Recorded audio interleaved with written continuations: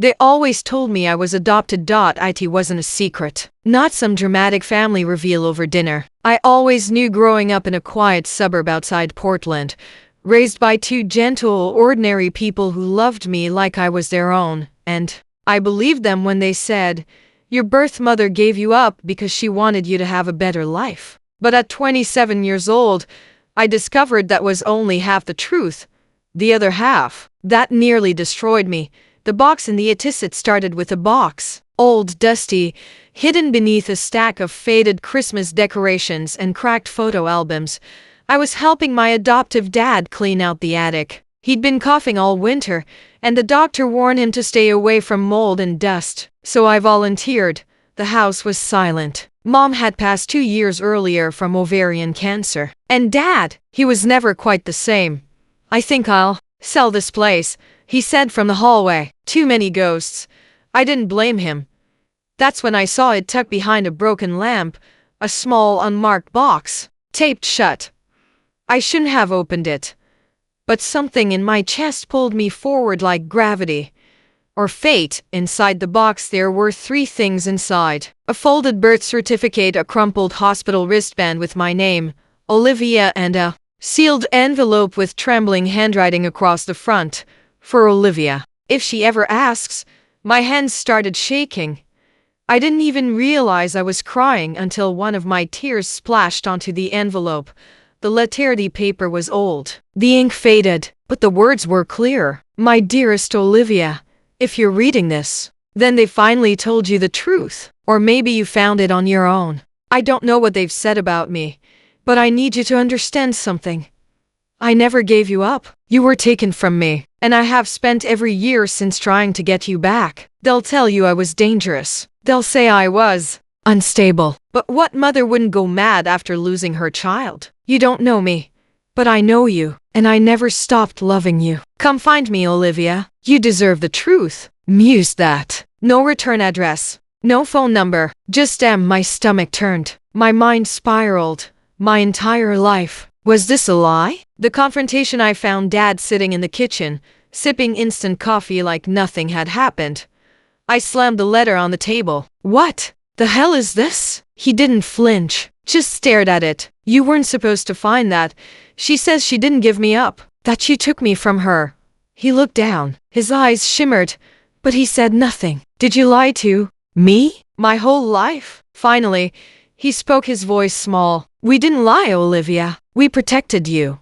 "From what?" "From her." He stood, walked to the window, and pressed his hand against the glass. "Your birth mother, Margaret Hayes. She wasn't safe. She had problems. Legal problems. Mental problems. CPS took you away when you were a baby. She tried to get you back. She threatened our family. She left messages on our door. Showed up at my work. It wasn't adoption. It was custody through emergency placement. And you never thought I deserved to know?" He turned to me, guilt carved into every wrinkle on his face. "We were scared. She was unstable, violent. But we loved you. We tried to give you peace.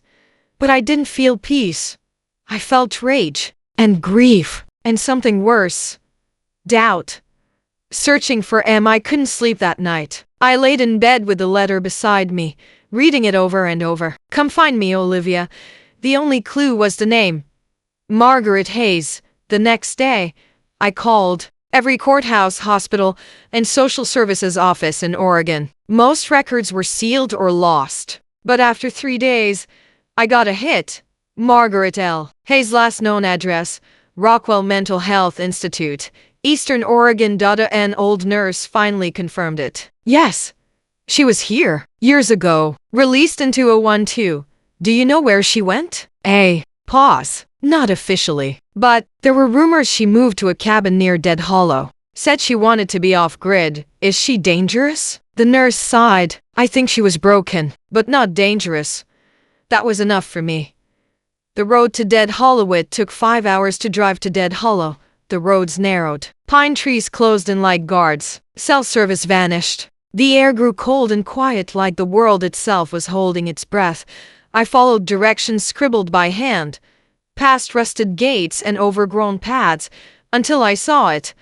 A crumbling log cabin tucked into a shadowy clearing, the roof sagged. The windows were dark, but smoke curled from the chimney. Someone was home. My heartbeat thundered in my ears as I stepped out of the car and walked to the door. I knocked once, then again. Silence. Then, a creak. The door opened an inch. A pale face appeared, older, weathered, hollow-eyed, but behind those tired eyes was something familiar. Olivia. My throat caught. I couldn't breathe. Are you Margaret Hayes? She nodded, then smiled. You found me. The enemy stepped inside. The cabin smelled of herbs and wood smoke. Candles flickered. A photo of a baby sat on the mantel. You kept my picture. Of course. I never stopped thinking about you. We talked for hours about her memories, her heartbreak, her fight with the system, her forced hospital stays, how she never gave up hope. For a moment, I felt like I belonged. But then I asked, why did they say you were dangerous? She paused, looked away, because I knew things I wasn't supposed to know. About your father, about what they did. What did they do? She leaned forward, her voice dropped to a whisper. They tried to erase me. But I remember, Olivia. I remember everything. Her fingers gripped mine tightly, too tightly. And you need to know the truth. But first, you need to stay here with me, just for a while. Suddenly, the room felt colder. I tried to pull back, but she wouldn't let go. You don't understand. They're still watching, listening. We have to be careful. My chest tightened. The walls felt closer. Her smile twisted, still gentle, but wrong. That was when I knew. I may have found my birth mother, but she might not have found me. If I had turned around that first night, if I had walked out of that cabin and driven back to Portland, none of this would have happened. But I didn't, because something in me still wanted to believe that Margaret Hayes wasn't lying. The cabin that kept Mesh said she'd waited 27 years to see me. I always knew you'd come. She made me tea, peppermint, too hot. Her hands shook as she poured it. Her eyes studied my every movement like she was memorizing me, piece by piece. You have my chin, but your father's eyes. I didn't know what to say to that. I didn't know who my father was. So I asked. Her expression turned hard, tense. He's not important. He was never supposed to be part of this story. That set off an alarm in my head. But I ignored it, because part of me was still that little girl, wondering where she came from. The first night she insisted I stay the night, said the roads were dangerous in the dark, said the forest gets weird after sunset. No cell towers. For miles. Too much radiation, she whispered. I wanted to laugh, or run, but I stayed, because I needed answers. The guest room was cold. The sheets smelled like cedar and mildew. I lay there staring at the ceiling, listening to creaks in the wood and the low crackle of the fire. Then I heard it. A sound I couldn't explain. A soft clicking, like fingernails tapping on glass. Then whispering, too faint to understand. I sat up. Silence. I told myself I was imagining it. But I barely slept that night. Breakfast and confessions in the morning. Margaret cooked pancakes, hummed softly as she worked. You had a blue blanket, she said. When they took you, you were crying so hard you stopped breathing. They never told you that, did they? I shook my head. You were mine, and they took you away because I saw things I wasn't supposed to. I tried to tell people, but no one listened. They called me unstable, locked me away. What did you see? She turned, her eyes distant. Things in the walls, shadows that moved when no one else saw them. They said I was paranoid. But Olivia, I wasn't sick. I was aware. Aware of what? She leaned in, whispered. They watch us. Through the lights. Through the phones. Through you. My stomach dropped. This wasn't just grief. It was something darker. Trying to leave that afternoon, I packed my bag. I have to get back. Work, you know? She didn't move. Just stood in the doorway. Stay one more night. Margaret, please. I made stew, and there's something I need to show you.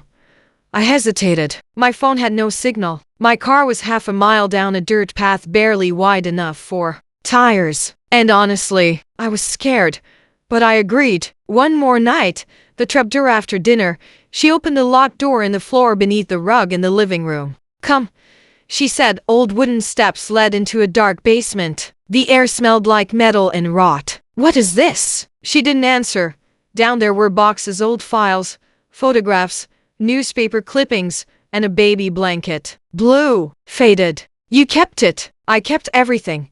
She opened one of the boxes. Inside, medical documents, psych evals, restraining orders, police reports, each one told a different story. That she was violent, that she'd attacked social workers, that she'd screamed at strangers about being followed. Lies, she said. They wrote what they wanted people to believe. I picked up one folder labeled Olivia Carter Incident Report. Inside, a report from 1997. My name, my age, 1 year. Notes from a doctor describing signs of trauma. She was found with bruising on the left rib and arm. Inconsistent statements. From the mother. Child placed in temporary care. My hands shook. What is this? Margaret's voice turned icy. That's what they wrote when they stole you. Did you hurt me? I would never. Her voice cracked. I didn't do that. I was trying to protect you. I stared at her. From who? From them. The people in the system. They're not human, Olivia. They wear skin, but they're hollow underneath, and they wanted you. My breath caught. You're scaring me. Her eyes filled with tears. Good. You should be scared, because they haven't stopped. And now that you're back, they'll come again. She suddenly grabbed my hand. That's why you have to stay here, where it's safe. I yanked away and ran. Escape bolted out of the cabin into the dark. No phone. No signal. No flashlight. Just forest. Behind me, I heard her voice echoing.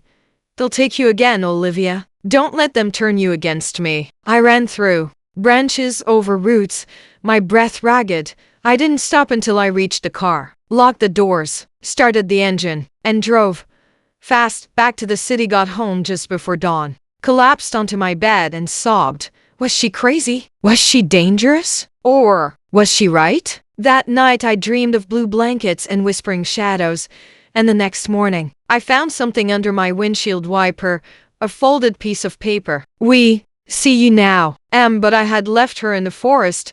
She didn't know where I lived, unless she was never alone in that cabin. When I was a child, I used to stare into mirrors and wonder, who do I really look like? Now I wished I never asked, because whatever Margaret was hiding in that cabin, it wasn't just family history. It was something else. The paper under my whippery stared at the note for 5 straight minutes. We see you now. It wasn't the handwriting from the letter in the attic. This was blocky, precise, too clean to be hers. Was it a threat? A warning? Had someone followed me from the cabin? I called Dad. He didn't answer. Back to where I'd begun, he drove to my childhood home. The porch light was on, even in daylight, something my father never did. When he opened the door, his face was pale. What happened? I asked. He stepped aside without answering.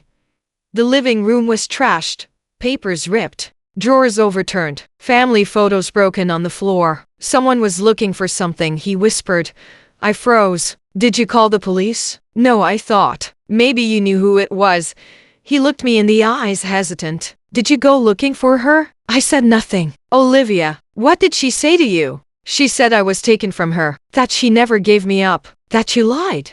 Silence. Is any of it true? He sat down slowly, like his legs couldn't hold him anymore. Yes, and no, the truth, his version. He told me everything. How Margaret had been institutionalized for claiming people in the adoption agency were imposters. How she said they were masks of skin. How she claimed she saw her own face on someone else once walking into a courtroom.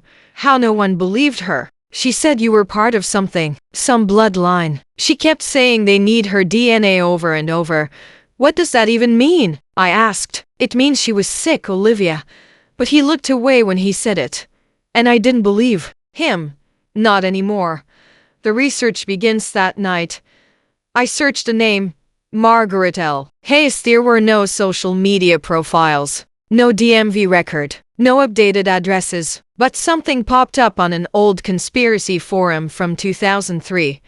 Hayes' woman claims to have escaped government experiment involving child reprogramming, mentions adoption farms, cloning, and psychic control. The post was dismissed as schizophrenic rambling, But one comment chilled me. I met her once, in Dead Hollow. She said her daughter wasn't human anymore. Said they'd replace her with a copy. I shut the laptop. My skin crawled, the whisper in my earth at night. I woke up at 3:17 a.m. to a noise. Not outside. Inside. A whisper. Close. Too close. I sat up, listened. Nothing. Then I looked at my bedroom mirror. There was condensation on it, like someone had breathed. On the glass, and in the middle a finger-drawn word. Truth. The DNA testy ordered a 24-hour expedited ancestry kit, not because I wanted to know where I came from, but because I needed to prove I was normal. I spat in the tube, sealed it, and sent it off. The results came the next evening. Results summary. Maternal match.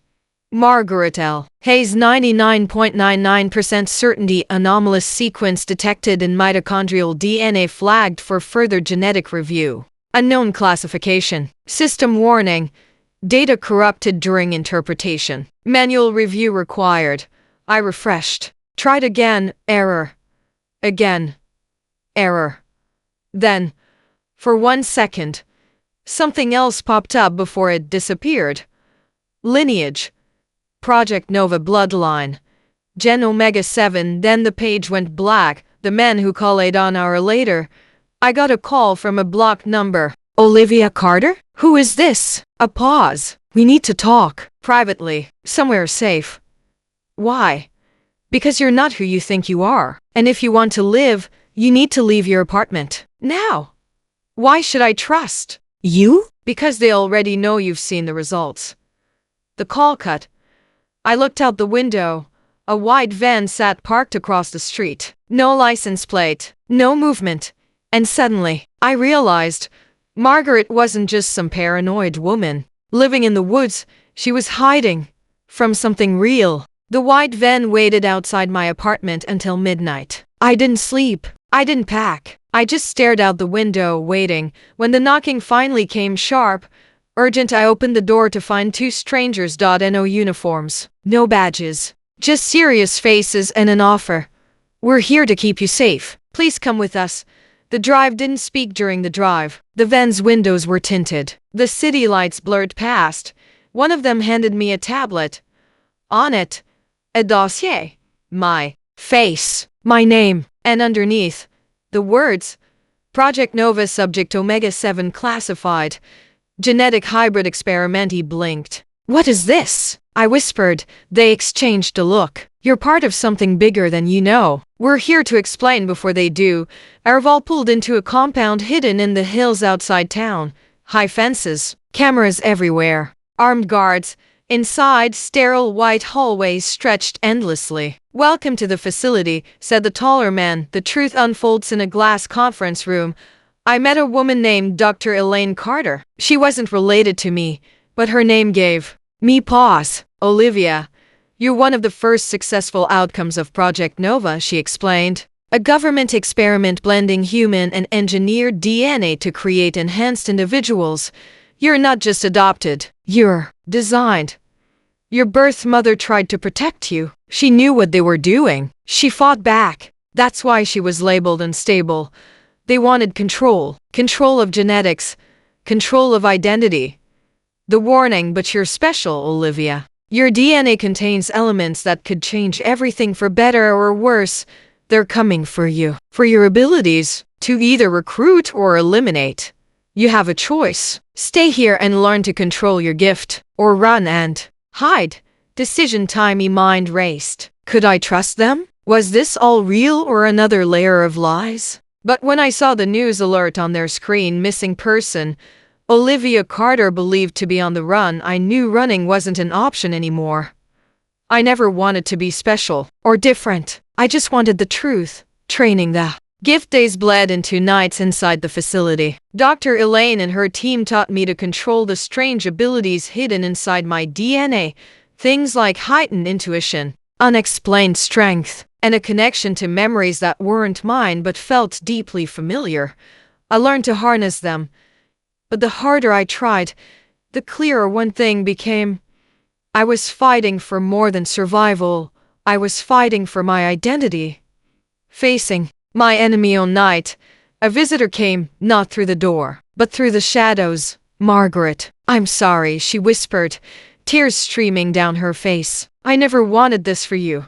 She told me how she'd tried to run, to hide me, to protect me from forces that wanted to use me. But there was no running from family, no escaping blood. The confrontation. The truth exploded. A man appeared, the real enemy. The one who orchestrated the theft of children like me. The one who branded Margaret crazy. His name was Victor Crane. You're valuable, he sneered. Not because of who you are, but because of what you can become.